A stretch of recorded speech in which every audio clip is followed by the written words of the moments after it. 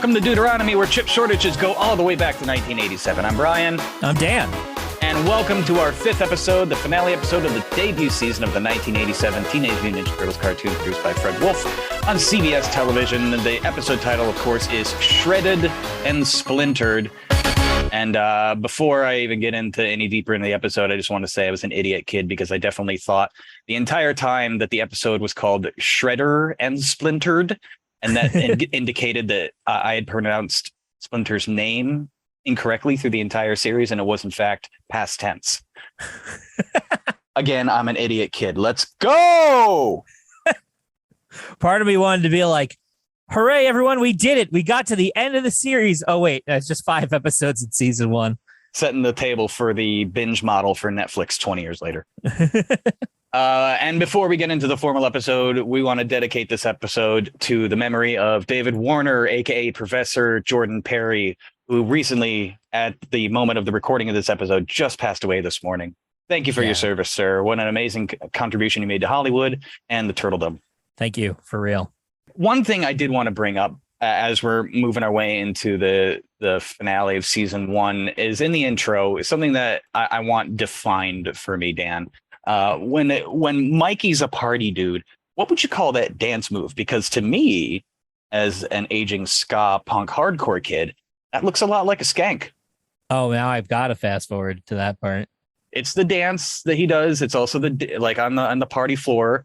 It's also the dance he does in the game to reclaim his bonus hit. Is that a skank or is that a two-step? He's not really swinging his arms for that beginning, but I could see where you're coming from. That is some pretty, at least to my understanding, is some pretty classic breaking from the 80s. So I mean, he definitely ends up breaking, but that first move I was curious about because it looked like a two-step to me. I mean, it's definitely got the legs are there for sure. Yeah. All right. So we open with this news report about the recent catastrophes around the city. And there's some testimonials floating around from some people on the street. There's an old man who says turtles are green and smelly. And I can confirm I had a pet turtle there, very smelly. But I like my favorite takeaway from this is April complaining, that should have been my story. And then Donnie just says, you're going to get your story. Because yeah, we only want you to be the one talking shit about us on TV. That's our kink. She the turtle's name is in absolute shambles. The reputation is in the sewer, pun intended. And she's just like, I wanted to take credit for it, bitch. To be fair to April, she's been embedded with this group for 2 weeks. Solid. And then she gets circumvented because these are the worst ninjas we've ever seen. Okay, we're going to come back to this because there's an encounter she has with Byrne later on in the episode that I think we can clarify. Oh, do you have any proof? What? We'll get to it later on. Continue what you're saying. Yeah, no, yeah, there's a part later on with an encounter where we can talk about the philosophical issues at hand with April as a reputable journalist being in bed with an alleged criminal organization. Yeah, that's a conversation we can have. Well, I mean, they weren't. She knows they're not actually criminals. I mean, let's be clear.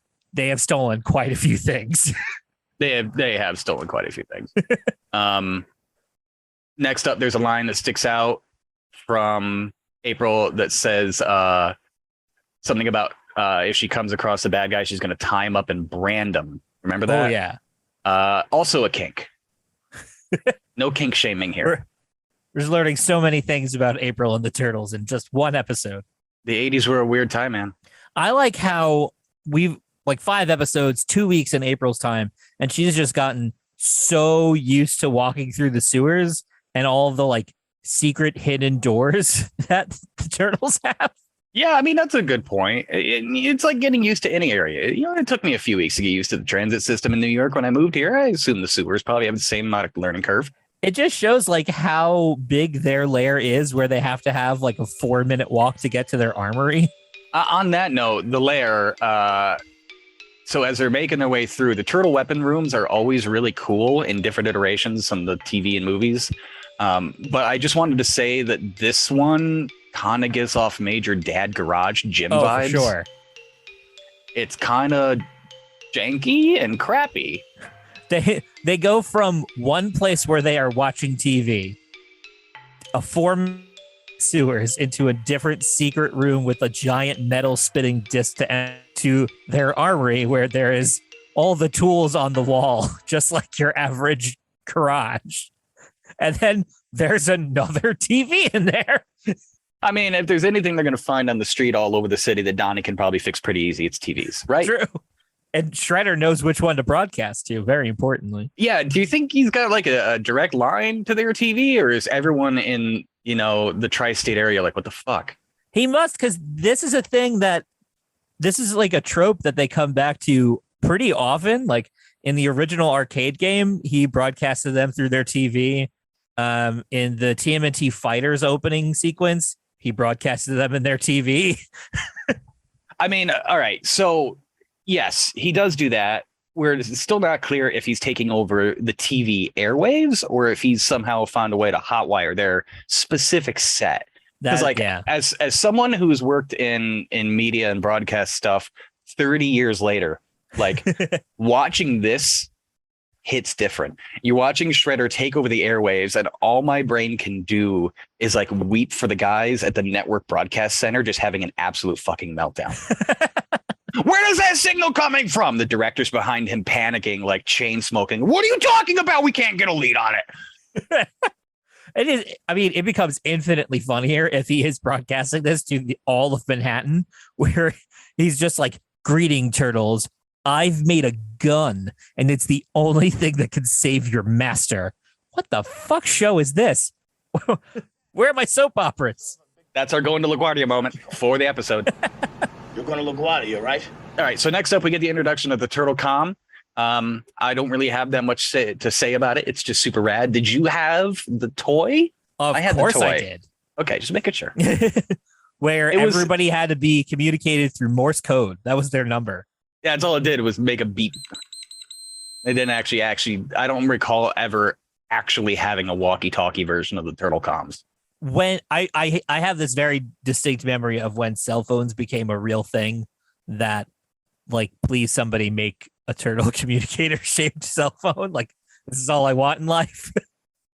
Like, if Nokia had made a turtle communicator, I'd still be using that today and it would work. Yeah, how have they not remarketed like a Turtle Com case for like iPhones and stuff? I'm surprised. Well, maybe with the new foldable displays, we'll finally get one. Ooh, there you go. Now we're talking. Make it for the Motorola Razr. And then my next note is as the Turtles decide that they're going to basically storm the Technodrome. One, elevator in the phone booth. Awesome. One of the best parts. In the toy for the sewer lair, it wasn't a phone booth, but the elevator was the most fun part. Oh, hell yeah. It was like just like an access, like a construction access thing, right? Yeah. Like a platform. Yeah. So they're going to go and they're going to take the neutrino car that was abandoned, therefore verifying that was in fact plot armor, that they abandoned their car at the Technodrome for no reason. Yep. Well, like they kind of explained it with the two teams splitting up, and then they were just like, "You got to go. We're definitely not stealing your fancy car. Go. You have to leave now." Oh, you think the turtles snookered him out of their car? It wouldn't be the first one this series. It would kind of go hand in hand with the discussion about that we've had with like, how did turtles afford anything? I could get behind that. My immediate thought with this part was, I had a moment where I was trying to figure out what they were doing because they come up in the telephone booth, which all of them fit into this massive telephone booth. Yeah, of course. They come out onto the street again in broad daylight and then immediately jump down a hole. And I was like, why did you even come to the street level? Yeah. Okay. And also, they just stashed this future car, this flying car, in a pothole next to an active construction site. No, it'll find this. Hashtag worst ninjas ever. I did want to go back to a couple of notes about Shredder's threatening broadcast. So the gang is not the Purple Dragons as it's been depicted in comics and other iterations. It's just Bebop and Rocksteady's gang. They're somehow the leaders, even though they're the dumbest ones in the house. That being said, everybody in the gang had a name, and I didn't even realize it. So when Shredder presents the anti-mutagen gun, try to call out the turtles, and he points it at the bad guy. That guy's name is Scrag. Yeah. There's also Grunt, Dopey, and Dumbo. Yeah, those are just some classic 80s gang names. Yeah, man, I would not want to run into a dark alley and run the risk of bumping into Dumbo. Man, that broadcast just brings up so many things. Again, like if this was broadcasted to all of Manhattan, like and not targeted to just the turtles, he just like gave some proper nouns out. Yeah, like that's true. Worst villain ever. Like there's definitely some news broadcaster being like, all right, let's look up this Hamato Yoshi guy. Right? It didn't even occur to me. You're right. If that is an open broadcast, he's giving away the Batman. Like, yikes. Yeah, honestly, the more and more we watch it, the more and more the whole reason this series got to 10 seasons is just because of mutual incompetence. All right, let's talk about the anti-mutagen gun. We've seen this in different forms over the year. Like Shredder's got the gun. Bay had like a serum in Out of the Shadows, that movie. Yep. 2K3, there was allusion to some sort of like demutation type thing that I think was also from Stockman, maybe. And then, of course, in 2012, there was a whole arc about April's father and turning him back and turning Hamato back from Splinter. What is your take on like how to like the concept, I guess, of demutating the turtles and how that's a risk? And do you think there's a better form of it, if it's a gun or like a serum? What do you think about this? Because this was an easy trope that they touched on very early on. Okay, so I think that it makes a lot of sense to me, and I'm actually really happy that they brought this up in the 5th episode of the series.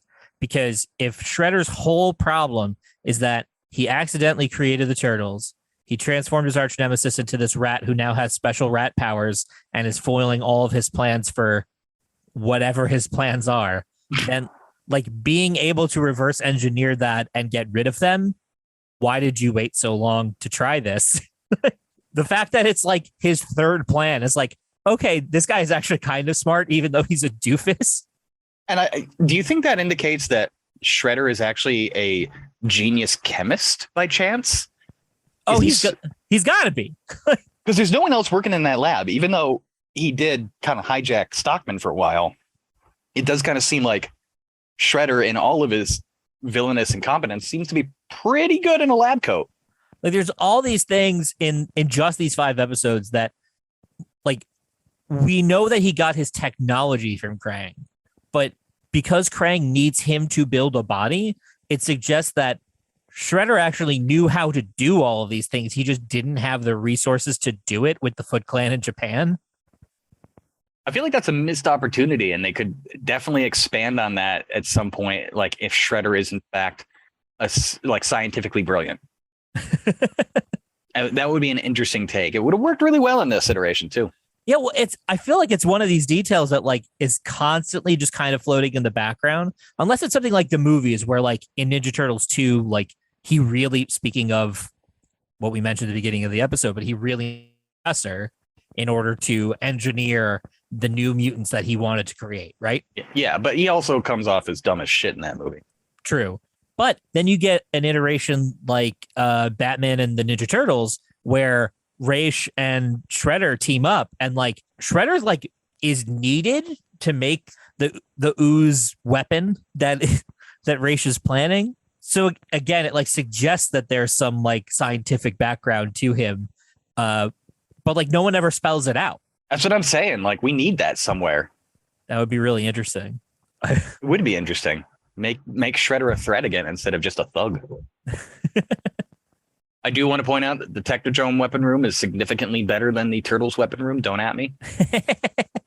Bebop and Rocksteady got guns as far as the eye can see. One last thing on the anti-mutagen gun in terms of like, is anti-mutagen like a good talking point or catalyst for the Turtles? I kind of think it is, right? It makes it's an easy way of having the characters wrestle with their humanity. Yeah. Questioning their identity. What is normal? Do I need to be normal? So on and so forth. Yeah, I do feel like this is an essential trope. Like, it makes a lot of sense with this iteration of the Turtles for sure, because there's the whole idea that, like, this isn't the original novel where they're trying to get revenge on Shredder and they've been trained to kill him by Splinter. And this, like, the whole reason that they are doing what they're doing is to try and make Splinter human again. And Splinter goes through an arc in just this episode of being, this is what I want, but I can't put my sons at risk, to at the end of the episode, which I'm sure, we'll get to at the end of the episode, but him being like, this is who I am. And the most important thing is who I'm with. Yeah. That'll be a good one to close on. But before that, I need to point out that Shredder has a dope mic pose. He's got real Henry Rollins going on when he's talking over the TV and yelling at Bebop and Rocksteady to gun up. 3 minutes, 25 seconds into the episode, according to my file. And he's got the mic up, cables down, elbows out, and he's channeling Hank Rollins right there. The only thing he hasn't done is wrap the mic cable around his wrist, but I'm pretty sure he just cut it off at that point. Yeah, that would have taken a lot of time to animate too. True. But yeah, man, I'm looking at the armory now and they just have like walls of grenades and rifles. Yeah, it's massive. I'm pretty sure there's just atomic bombs behind them too. You look over Rocksteady's right shoulder, like that's an A-bomb for some reason. Why? Oh my God, yeah. Yeah, that is definitely some nuclear weaponry. Damn, Shredder. Why do you even waste your time with the Turtles? Yeah, seriously. Like, you could have wrecked Manhattan years ago. Also, if there isn't like some meme of Shredder in that pose with the microphone and someone rapping over it, I don't know why. I don't even know why we're here. I'll work on it. All right, so Bebop and Rocksteady are gunned up. Shredder's all revved up. Turtles are hopping in their very secretively hidden car below the street. And Sucker runs out of gas. And all I can notice is when that thing comes down, it looks like it fucks the street up pretty bad. Did you see that? 3-minute 56. It just looks like it tore the street to shit by just like landing. Must have been moving pretty fast. Didn't seem like it. Oh, yeah. It's like a crater. Like, what did they do, or what is wrong with that thing? To be fair, the animators have a really shit view of New York City and its infrastructure, so that the street might have just been like that. That's fair. I can see that. Donnie splits from the group, heads back to Baxter's lab to get some more tech. What did you think he was going to do on first watch? Because, like, he gets up into the lab, and this is a few minutes after this moment when he takes off running.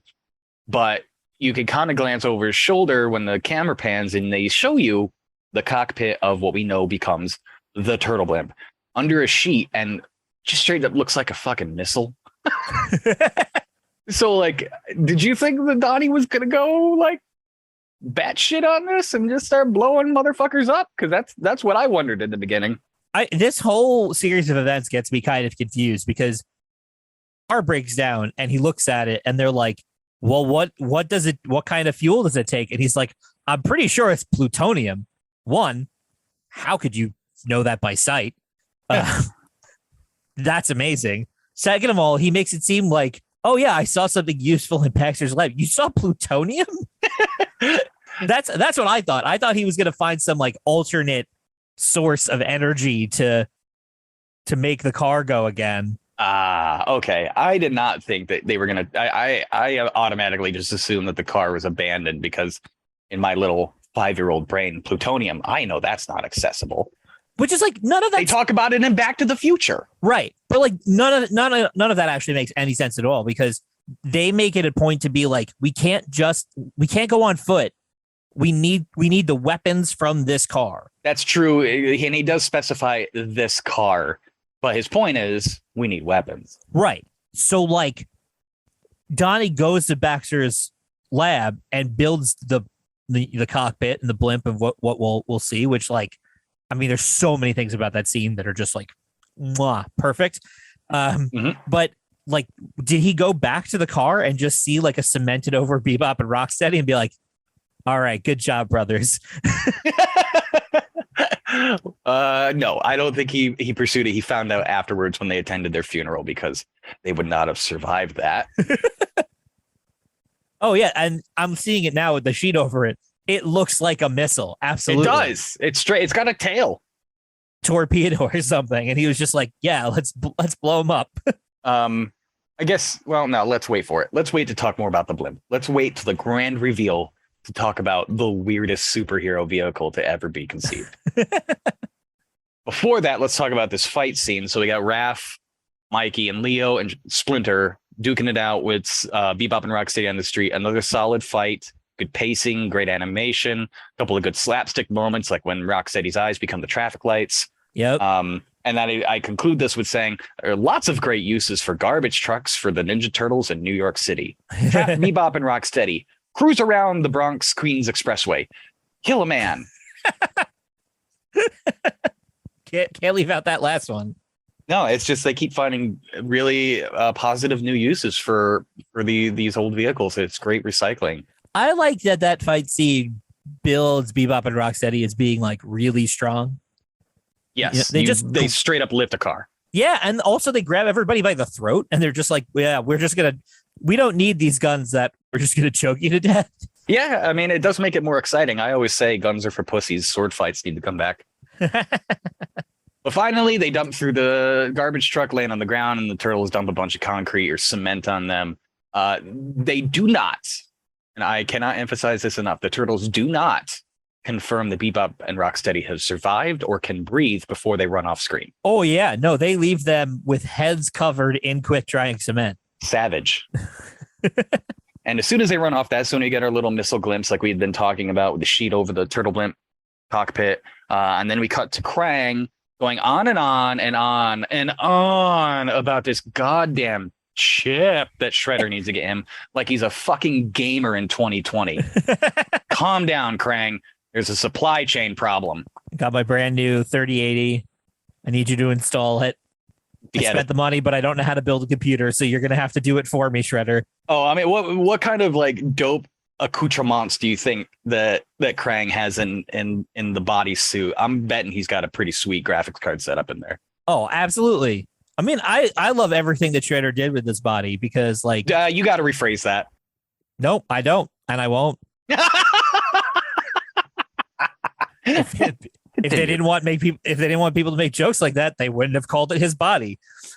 Like, I just think he's got a nice Sama bar and maybe like a tanning bed. Like, that thing's probably duked out pretty good. Absolutely. Also, great Stein and Frankenstein's monster homage. Like, gotta love it.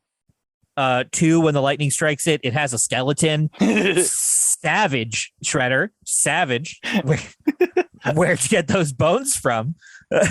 I mean, okay, so I feel like this might be a bit of a reach. In the IDW comics, in the Secret History of the Foot Clan, when we meet the original Utrom and Krang in the comics, you realize how Krang gets his signature custom body that we see him for the first quarter of the Turtles comics in, right? In that comic? He murders his arch nemesis and hollows out his corpse. Beautiful. Real dictator-ish. Yeah, I revisited that series a couple weeks ago, and yeah, that's definitely what happens. Krang defeats this warmonger general who's coming up against the Utroms and trying to side with, or trying to like usurp what would become the Stone Warriors. And Krang stabs him, kills him, hollows out his corpse, and drives it around like a go-kart. Beautiful. I love the Ninja Turtles. I really do.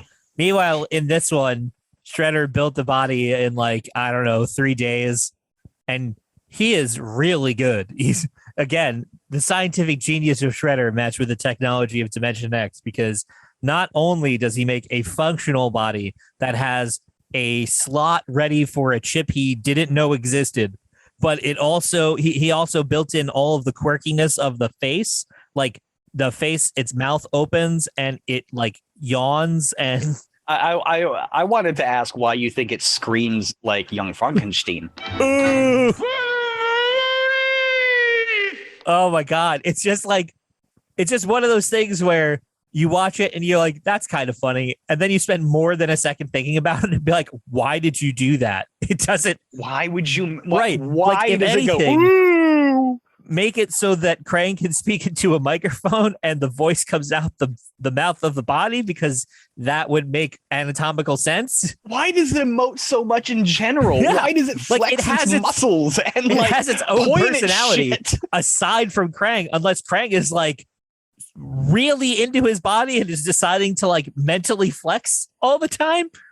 Everything about it is kind of an anomaly. Like I vaguely remember, I think there's moments later in the series where the body works autonomously without Krang in it. Yeah, that would make sense. But also, like, okay, so we've talked about the goofy voice. Why does it have a big red diaper? Why does it have red booties? Everything about the design. Why did Shredder have to knock Krang out and then electrify him like Frankenstein when Krang is clearly just driving the thing with joysticks? It's not like neurally linked to him. He's just driving it like a go-kart. Oh, there are so many questions about this thing. Why does it have an antenna in his head? It's not an antenna, it's a tuning fork.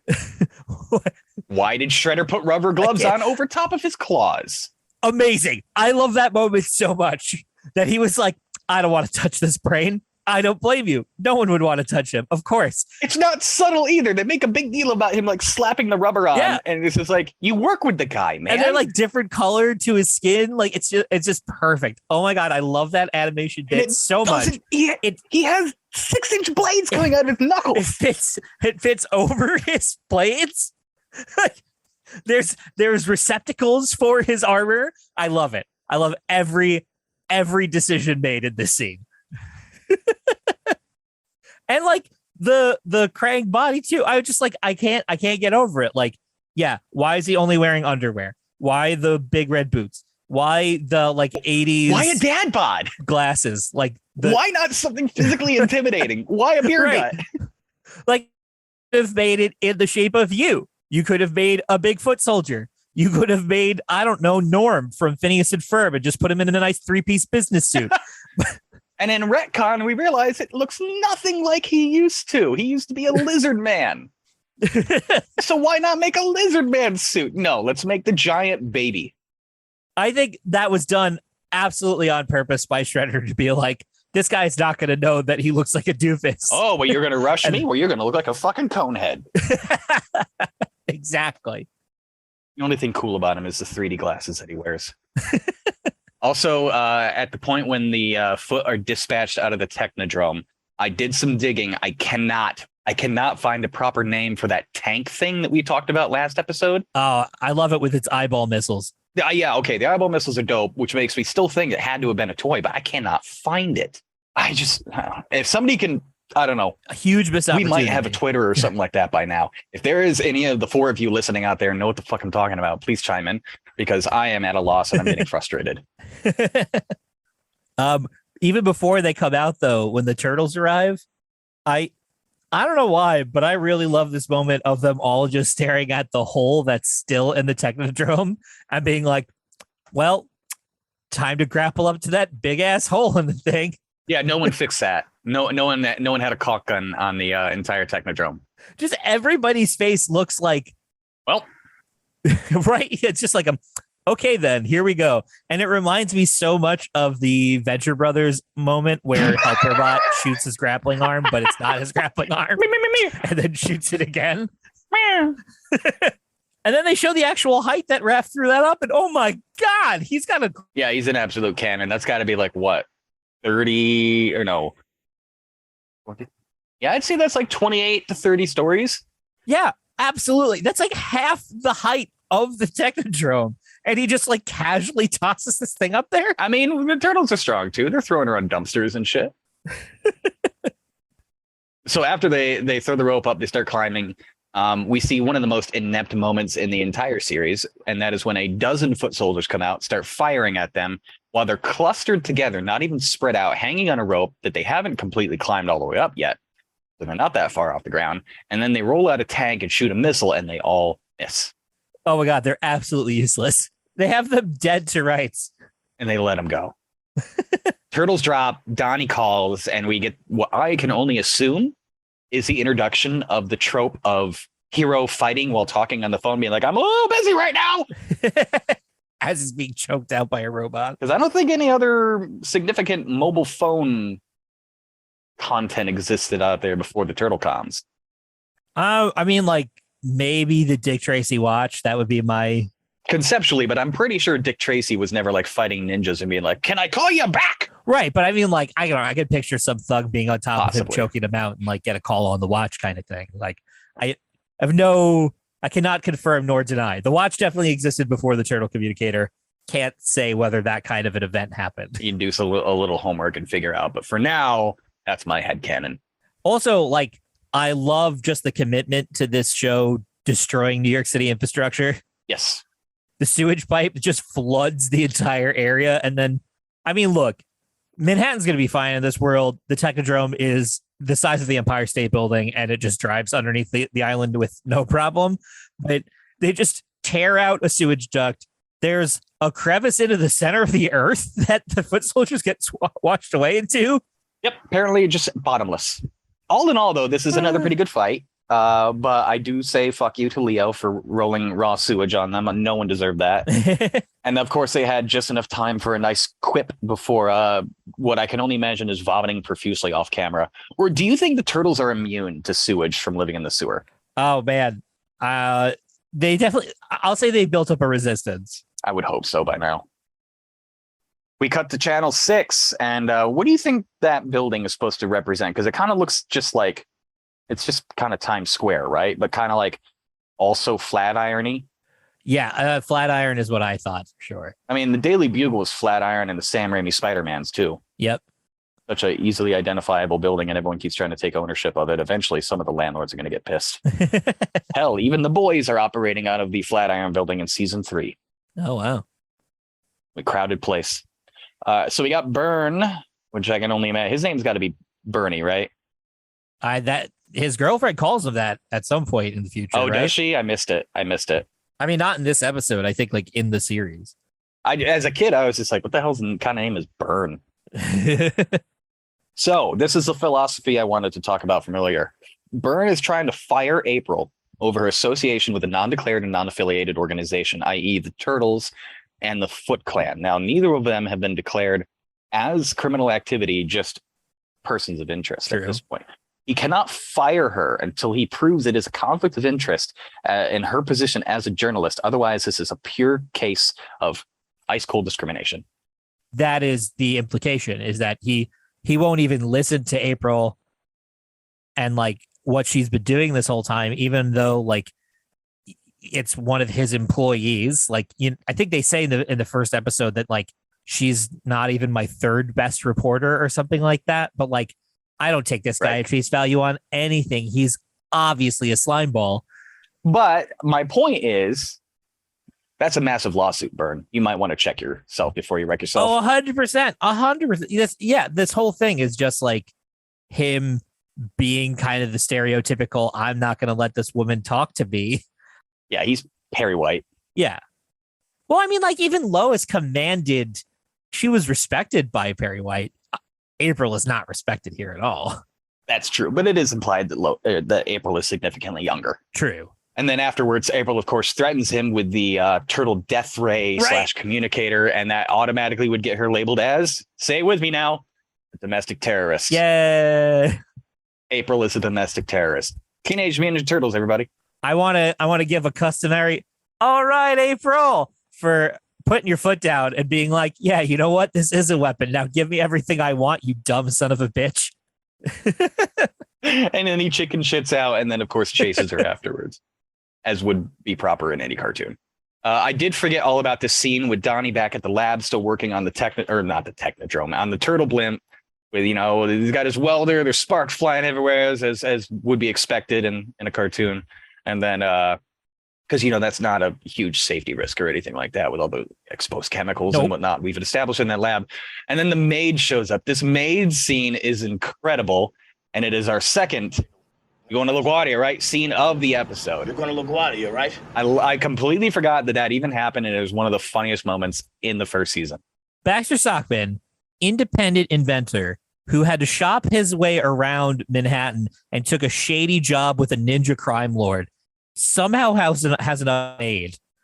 So if that is his residential home, which we're not crystal clear on, I didn't see a bed or a kitchen in that joint. That might just be commercial space that he rents to do lab work. And if that's the case, that is definitely his lab. That is not his home. well, he could still. I always kind of in my head when I was a kid was like, wow, he lives in his lab. I didn't really think that cartoon villains would have separate residences and places of business. It didn't occur to me. No, because they save Baxter from the foot soldiers at his apartment, and then they go to his lab later on. Oh, you're right. You are right. He does work and operate. Well, okay. That being said, if he's renting that space as commercial operating space, it is likely that the superintendent or the landlord has provided a cleaning service. All right, there you go. It's just likely. Either way, brilliant scene. You look kind of green. It's just like Donnie's just like, fine, I'll scare her away by showing her a giant mutant turtle. And she's like, nah, I'm good. All right, so we got a little ahead of ourselves. Their feather duster just burns away. Yeah, just by touching the metal that he's currently welding. That's actually probably pretty accurate, to be honest. All right, we'd gotten our little ahead of ourselves earlier. This is the moment when Krang pops up and he's got his fancy claw hands, and we are talking about first really getting a full body view. The thing's yawning the entire time for some reason. Got the diaper. He just looks like a strong man from a 1930s circus. Success! I must contact my loyal soldiers in Dimension X. There's so many things, like all what you just said before, with like Shredder being like, why did he have to be in the body for it to be powered up? He's obviously driving it around. You see him moving independently from it too, like he's bouncing up and down, be like, I have my new body, hooray! Yeah, he's not like glued into it. He just kind of like mimics him. But we've seen there are shots inside his little cockpit, and he's got like joysticks inside. We've seen it. Yeah.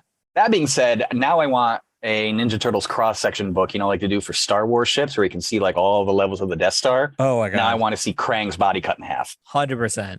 Show me everything about that weird baby Botman. It's got venting in the back. It's got venting in the front, I guess. Are there those swirly chest hair design things? God, so much about this thing is just wrong. We talked the fact that he just wears diaper suspenders. Yep. Suspenders with shoulder pads. Oh man.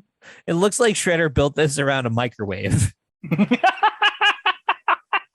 And then was just like, yeah, all right, we'll have an upper torso here and legs down here. And I mean, I can spend the time to make his hands turn into drills and scissors and all this other stuff, but I'm not going to put pants on the guy. So what you're saying is if I steal one of Sony's Aibo robots and then I solder a microwave into the middle of it and then just put like a pink koosh ball, yeah, I'd win the cosplay contest. 100%. That's cool. That's Krang right there. I am on it. Okay, I also want to point out a thing I missed before, and I don't know if this is a design thing that changes later, but I assumed that those were boots, and I'm pretty sure he's just wearing loafers. Now I'm scanning back to look closer, and yeah, those are just slippers. There's no tread on those. But they're like really low. They're not high top. No, they're like the kind of slippers you get at the hospital. Which I guess kind of makes sense in context. He just had a major operation, apparently. Oh, just everything about that creep is amazing. All right. The forces of good are converging on the forces of evil. April's got her crew in the hijacked turtle van that they're all stoked about. We got Hologram, Shredder, starting. We just like skipped over that whole scene with them in the parking lot before Byrne chases them away. There wasn't really that much going on. They stole the van. There's one very important thing going on is that, well, one, they didn't steal the van. April drove there in the turtle van. Yeah. Second, what's his name in the pink shirt? Why can't I remember his name right Vernon. now? Vernon is like, do you have any proof? Like April's like, I know everything about the turtles and we're going to go film them. And he's like, do you have any proof? I don't know, Vernon. How about you have eyewitness reports of 4 turtle dudes in New York City? What do you mean? Do I have proof? I mean, that and the fact that she drove a turtle-shaped van there. I love it. Okay, fair enough. I wasn't really going to touch on that scene because it was just like they're booking it, but it's a throwaway, but at the same time, it's like a wild amount of continuity for a 5-episode season 1. That's true. That is very true. Yeah, that stays on message. Okay, so Hologram Shredder versus Splinter. Classic shows up in the video games. the multiple shredders. Yep, that has become a trope in itself too. That general fight, pretty good. Like it's emotionally charged. You could tell. It's our real Obi-Wan Darth Vader moment. Yeah. And what's funny is like it has a similar amount of like the animation, how they fight each other because they're talking. It is like it's just them holding swords against each other, or like sword and cane. But when you compare it to like Krang fighting the turtles or other stuff, it's interesting to see the different paced fights get flashed back and forth. Yeah, I just thought that was really good that they didn't. I don't know that they were able to solo out Splinter and Shredder and give them the most serious quote unquote fight in the series. Yeah, and again, like continuity, like Splinter did not want the turtles to be there for that fight because he didn't want them being risked by the like cool. Okay, so next up, we're cutting back to Krang, who is getting ready to summon his troops through the portal to Dimension X. And like you had said before, this whole body is just a vanity project because he didn't, like, you realize he really did not need that to call the troops through. It'd be one thing if they had to harness the power or something to open the portal, but they always had the portal. They always had controls to open the door to the portal. The guys are always standing there at the side of the portal. Krang was just so like wound up about them seeing without his body and dick that he had to make sure to get a new robot one so he wouldn't be all, ashamed. Yeah. Also, he's completely inept at his one goal because he gets his body. The turtles come in and try and stop him. He scares the turtles away by having a giant body and then just completely forgets to bring his army in. Yeah, he just rolls up to the street, starts going kaiju on everything. Right. With no point, just facing off against the turtles, which he has reiterated time and time again. I don't care about the turtles. I don't care about the turtles. Shredder, you're too focused on the turtles. And look where we are. Like maybe getting electrocuted by the Shredder made him forget what he was doing because he just punches a hole in the street and climbs on through to start wrecking New York City for no reason. I mean, Shredder sabotaging his entire plan by lobotomizing his partner is a pretty dark take on Ninja Turtles, Dan. Hey, what can I say? That the evidence is there. Either way, the fight scene that ensues is pretty dope. The animation really, really, really shines in this scene. I love that panning chase shot that's just got Krang going all Frankenstein across left to right. So much going on all at once. They got April and Vernon racing in to help. Got Turtles chasing Krang going full Godzilla. Shredder and Splinter having their one-on-one. And then, boom, here comes the big payoff. The toy I always wanted and never got. To this very day. Welcome aboard the Turtle Blimp. Does this thing actually work? Just watch. Cowabunga! Why is the Turtle Blimp so cool? Why is it also so fucking stupid? Why is it somehow useful, even though everyone, even our infantile brains at the time, knew this is a bad vehicle? Why don't they have a submarine too? Why? Wait, Nothing about the Turtle Blimp. Why don't they have a sense. submarine? Yeah. There is a toy submarine. I had it. It's never in the show, though. Ah. It's a cool vehicle, though. I like that toy a lot. Not arguing, but how is it effective against a monster? I mean, there's so much about the Turtle Blimp that is kind of amazing. It flies around. The only way to get into it is a rope ladder, like this is the 1930s. The turtles climb up. Donnie admittedly didn't have a lot of time to build this thing, but still managed to build the entire thing and brand it with their team name. Yes! But could only afford one seat. So two of his brothers are sitting on jet engines that burnt a broom 3 minutes ago. And they don't wear pants. I don't know, man. I love everything about the Turtle Blimp. If I saw it in a store tomorrow, I would buy it tomorrow. Without a question. It's the toy I always wanted so bad. The closest thing I ever got was the turtle parachute, which in itself was pretty sick. I had a lot of fun with that, throwing Donatello off the roof of my mom's house. But yeah, like in the world where we have fucking helicopters, they made a blimp. Yep. And there's no logical reason to argue in favor of like, oh, well, Baxter Stockman was a poor inventor, but he could still afford a fucking cockpit. Yep. It could easily have put a helicopter or helicopter parts in his lab and they would have gotten the exact same payoff, except we wouldn't have gone, what? There's so many things. There's the fact that like the turtles all agreed they need the Neutrinos car because they need the weapons from the Neutrinos. Nothing on this thing is from the Neutrinos car. There's nothing about. He was just like, oh, I thought of something. I saw this random cockpit because it's not even parts. It was just whole. Like maybe without the wings. I don't know. I mean, it's also lucky that they had a vertical vehicle like that, because did they know that Krang was going to go super kaiju? Or the fact that like Baxter's lab happened to have a chain on the roof so that he could get a flying vehicle out. Like that means that Baxter was building a blimp. That's a good takeaway from this. Everything this leads me to believe is that Baxter was building his own blimp and Donnie was like, that's a cool idea. I'm going to paint it yellow and green and say it was mine. So Donnie's basically Thomas Edison to Baxter Stockman's Tesla. Was Baxter Stockman planning on flying the blimp over the city to advertise the Mousers, or maybe rain the Mousers down on Manhattan? Oh my God. Either one of those things makes so much sense for him. Right.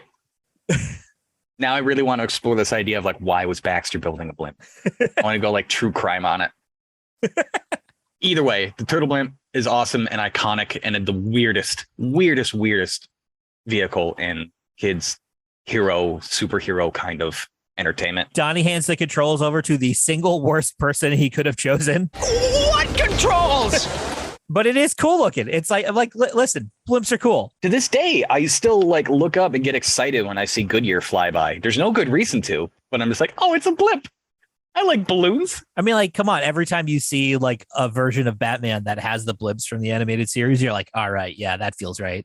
Yeah, but that's because they're like just parked and ominous and spooky.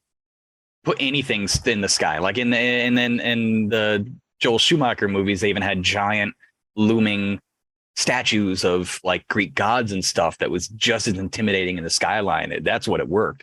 They weren't effective at no point in any iteration of Batman, all the way up to the most recent Arkham Knight game where you actually get to enter one of the blimps. Are they useful? Oh, no. I think we all learned something in the 1930s, but I mean, this one's useful. It has a glider. It has a glider. Batman's blimps were missing.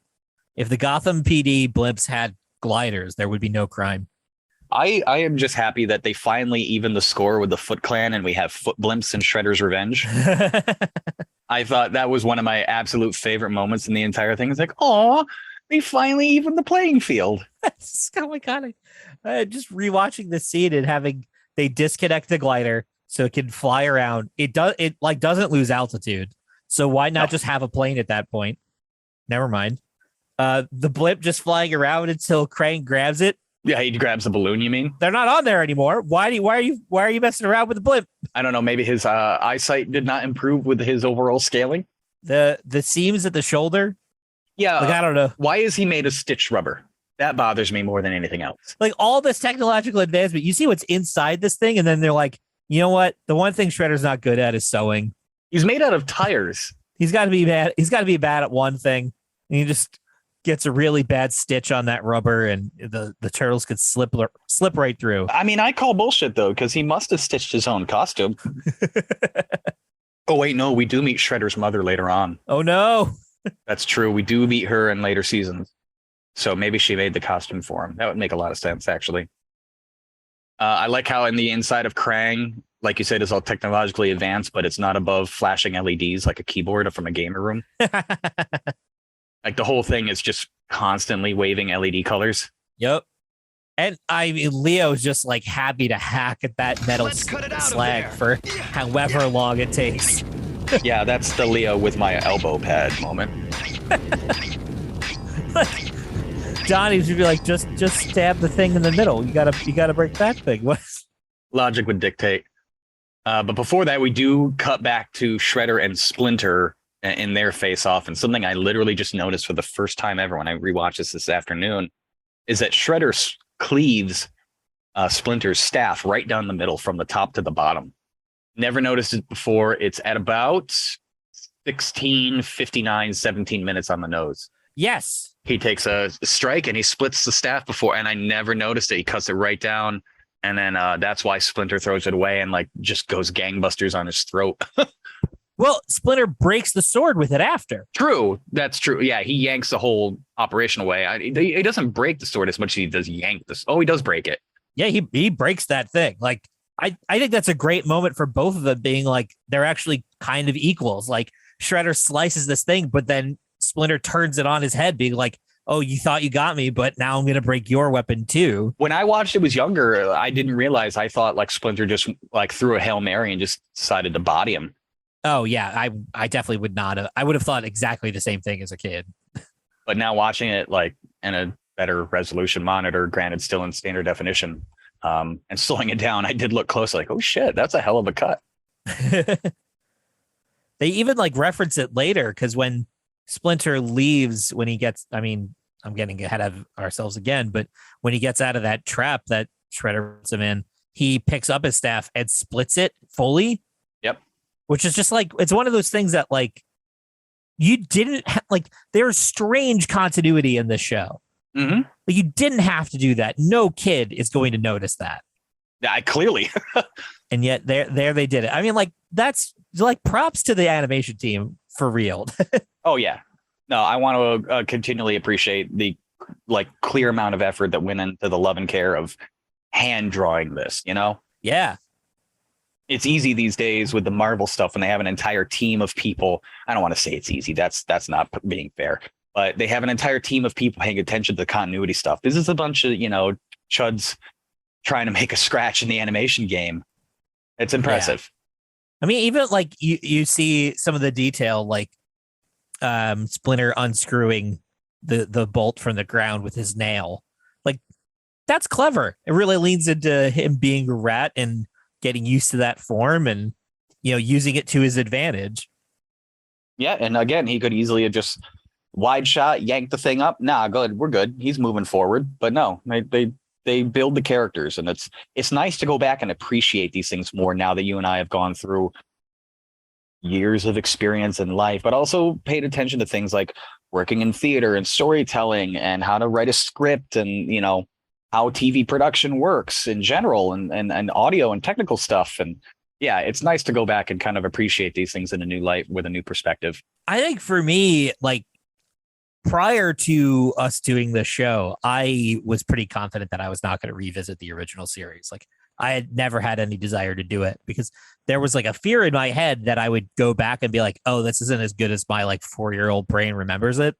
And the fact that there's a amount of quality, at least in these first 5 episodes, it really helps you understand like how this became such a phenomenon. It really is a spectacle. It really is impressive television content. Like, if it was just another throwaway cartoon, they're like, oh, we're just putting this together to sell some toys, then that's it. Like, you would have been able to see through that. I mean, there's countless examples through history of that exact thing happening. Like, you put together a cartoon to sell toys, and like nobody does either because they don't buy it. They're not into the mythology of it. They're not in the story. The show is bad for whatever reason. This is a good show. I mean, there's an anomaly that we can talk about more and more as time goes on about the power of the nostalgia. Right before we did this, I was talking with my partner Katie about like how Reagan kind of fucked up the 80s and did away with the fairness doctrine and deregulated a lot of the FCC. And that's how we got basically giant toy commercials like Teenage Mutant Ninja Turtles. But then you get people who actually do put the love and care into it and look at the nostalgia factor that's coming to us, coming full circle these days. And there's an entire genre of careers based around nostalgia hopping, and it's such a weird anomaly in entertainment to just kind of reflect on. I mean, there's always been like some cyclical aspect to entertainment, and I think it's just part of what we're experiencing now is that there's such a huge volume of stuff from the 80s. Yeah. There was really this explosion of cartoons and pop, like everything in pop culture with movies and television and everything just exploded because of a lot of what you're talking about. Like, when the business was deregulated, it allowed for there to be flood of new things. We're seeing this nostalgia cycle in a way that is there's just so much more than there ever was before. It's especially interesting to me now, though. Like, yeah, there is so much more, and I keep arguing that there's too much. I do think in general that we are oversaturated in entertainment these days, but that's not what this show is about. Fair. The fact that the kids that grew up on this are now the ones in charge of the IP. And like I've gloated about this before. A friend that we went to college with, her name's Jessie. She did sound on the 2012 Ninja Turtles animated show and won awards for it. And it's just like, that's so fucking cool, man. It's so fucking cool. And Yeah. I know people dump on the new Star Wars all the time, but not to defend any of the mistakes that they made in the creation of it. But you can see the people on screen are clearly fans that grew up on it. Yeah. I love that stuff. I love it. So to get back on topic, now we've been on tangent for a while. I did want to point out that it is true to form that Donnie is the one who does save the day. Because like you had said, Leo is chopping away, getting no results because he's a dummy with a sharp knife, but he's pretty. He's handsome, so he doesn't have to be smart. Donnie shows up, pokes motherfucker right out. This is just like in the comics when Leo failed to kill Shredder, and then Shredder tried to go all kamikaze on everybody, and Donnie's like, nah, bro, and throws him off a building. Yep. Just, I thought I don't know if that was fully intentional or just right place, right time for Donnie, the smart guy, to be like, I'm going to do the smart thing, not the dumb thing. But I like that Donnie continues to be the one who, wrecks house. He's continually the most underappreciated turtle in my eyes. I bet you that was a parallel that was intended. You think so? Yes, 100%. There's so much of the show that does feel like it actively tries to distance itself from the source material, but making Donnie the real hero of the day, I like. But I think one of the things we talked about in just these 5 episodes is like that. Yeah, they had to make a version of the Turtles that was aimed for the audience that they were going for, but they still pulled out a lot from the comic and a lot of the soul. Sure. I would not be surprised to work that in like, because this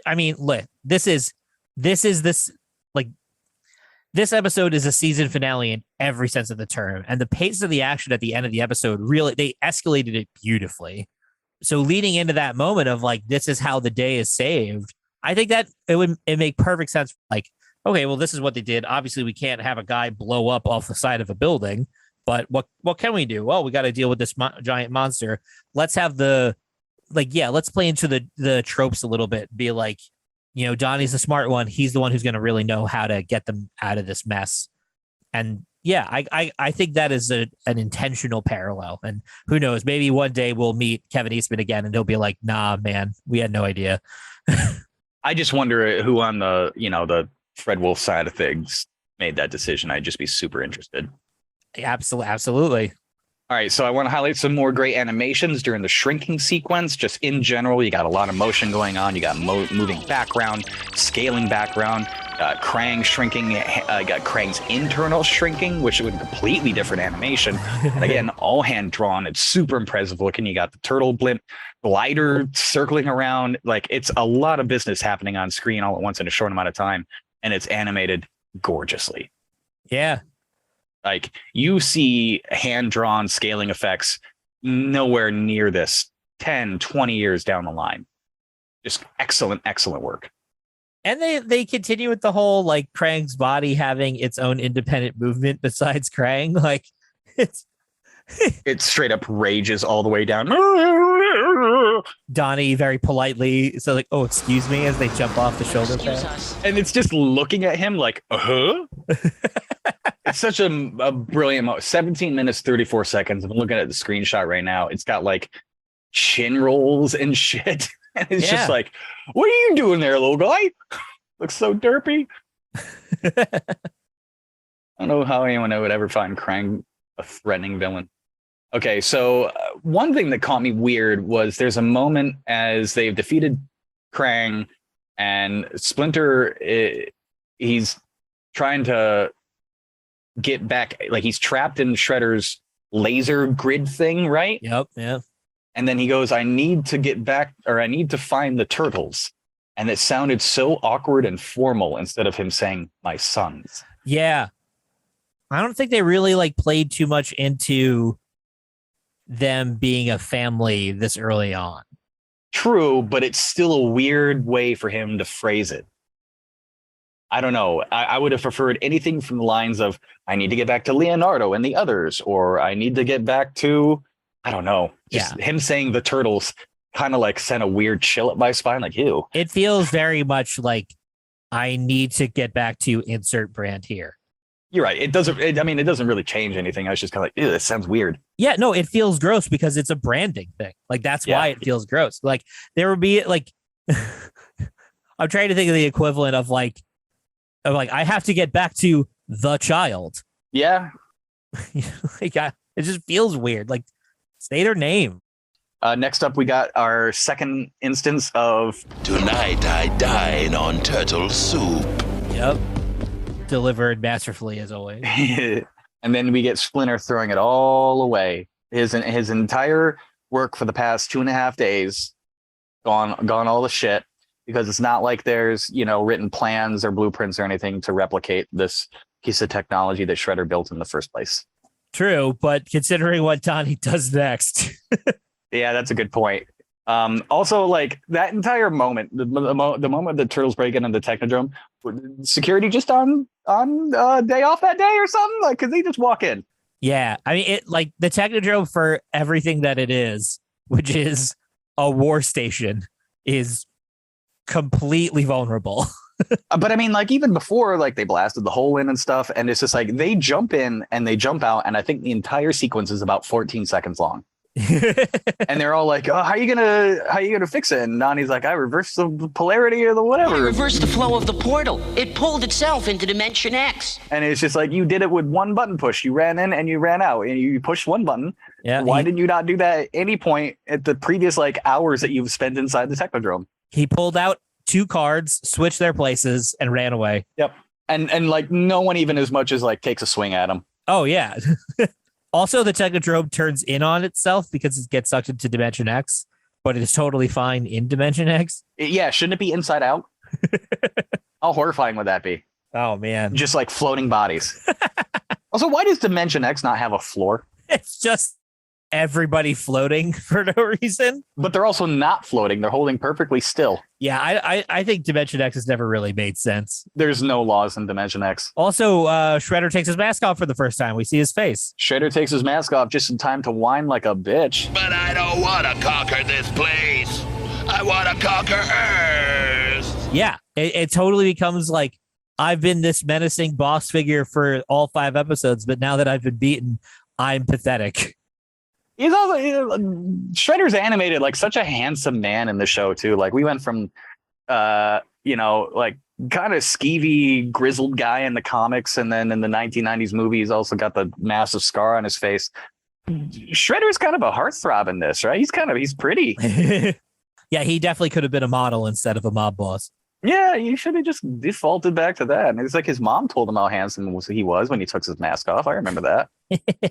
But yeah, so begins the big power shift, and where the very uncomfortable marriage between Krang and Shredder begins.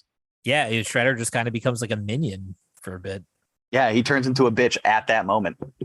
Like it starts with Shredder as like the boss, and then Krang's like, nah. He pulls my house, my rules. That's true. He does. All right, and we're last minute of the show. We're getting April's finally got a report, and we're talking to some testimonial people. The old gun lady comes back, your favorite. Yeah. She's still mad. She's still big mad. Turtles stink, she says. It's true, they do. And then we get the 2 ugliest characters ever designed in this entire show to show up. These 2 teenage fans. Yeah, what the hell's wrong with that guy's face? Yeah, like they might have already been mutants. They're both terrible, but for some reason, his head just... I'm trying to like think of like what the hell he looks like. He looks like a kitchen appliance, but I don't know what it is. Yeah, his head looks like a blender. There it is. Yep, that's it. Like he's one of the robots from Mystery Science Theater 3000. Oh, it's so bad. It almost looks like he has 2 noses because his head juts out. It looks like he's got 3 noses if you look at his goddamn chin. Oh man, yeah. If you told me that like these 2 were actually Utroms, I would believe you. I would believe him more than the Krang body. And then I like that they did a cutaway picture to a bunch of the turtles like scrawled in deep silhouette, looking intimidating as hell, and nothing like they've looked like at all in the entire series outside of portions of their body in the first episode. 100%. It's like this is the this is what the animators thought the comic book looked like, and they drew it for this moment. Okay, and it does look cool, but we know for a fact that April and her crew were on the ground, and the turtles were out in broad daylight for hours this week. Yeah, they were filming them. They have raw footage to show. She just chose not to air it. Although she stands by her word, being like, where they come from, who are they? It's a total mystery, but I'll keep reporting on what they do. And then, of course, we wrap up the series or the season and the episode with the punchline that the turtles are watching the movie Evil Brain from Dimension X. Yeah, we won't hear as much of a peep from them anymore. And then just the right movie comes on the air. The all too specific movie. Is it okay? So something I kind of observed in this is that the end of this season could easily have been the end of the series. Oh, 100%. Yeah, they were ready to close it in case it didn't land. They're like, well, I mean, let's be real. Everybody thought that this was a completely crazy concept. I mean, how long did they shop around until they got the idea picked up? Yeah. I mean, it's just like, even with the original comic, it was like, I think everybody thought, like, Eastman and Laird thought, like, this is hilarious. It is hilarious once, and no one will like it longer than that. Yeah. And then it just blew up, and then this blew up, and then everything blew up. And you're like, how, like, in when this aired, how could you possibly be expecting it to explode in the way that it did? At the time, no idea. In retrospect, people like absurd shit. True, but like, you know, like every single copycat that came after this, nothing reached the success that TMNT has. Street Sharks, the Cowboys of Moo Mesa, Biker Mice from Mars, Battletoads, the Stone Protectors. Should I keep going? I think you can. You still won't name one that is like even remotely close to this success. No, I'm just all the copycats. Yeah, you're right. I don't know, poking holes in it because I can. I just like that it is a self-contained season. Like it ends. Yeah. There's no cliffhanger at all. Like you could kind of argue that the Technodrome, but it's like you could also argue like they just lost. It's done. Yeah. And it's like, again, like drawing parallels to the original comic. They beat Shredder. And in this, they beat Shredder. Like that's why I say, like, I think those things are done purposefully, because they're telling the story in a completely different way, but it parallels the original comic in so many ways. And it's kind of like a masterclass in adaptation. I mean, a lot of it is you can pick out when it deviates though hard. Well, yeah. I mean, I don't mean like one-to-one adaptation, but like taking something and making it for a different audience. It is a shining example of that. And yeah, has been replicated to varying success over the years. So yeah. What is our takeaway moral lesson for this week? For me, I think this episode is all about sacrifice and compromise. 100%. We got the Shredder and Krang stuck in their little power struggle. We got April facing off against Byrne and how to expose TMNT and whose side is she really on. And then we, of course, got Splinter sacrificing his happiness and normalcy just so his sons can survive. Yeah, that to me, it all comes back to Splinter and the Turtles. And it really, like, the family allegory that this series, this franchise, even early on here, where, yeah, like you said, Splinter sacrifices the one thing that could make him quote unquote human again, but in a way proves his own humanity. Very well said. And what is our rating for this episode? I don't think it's gonna be any surprise. I think I gotta give it the cowabunga. It's a perfect cowabunga. It's a perfect 10 cowabunga.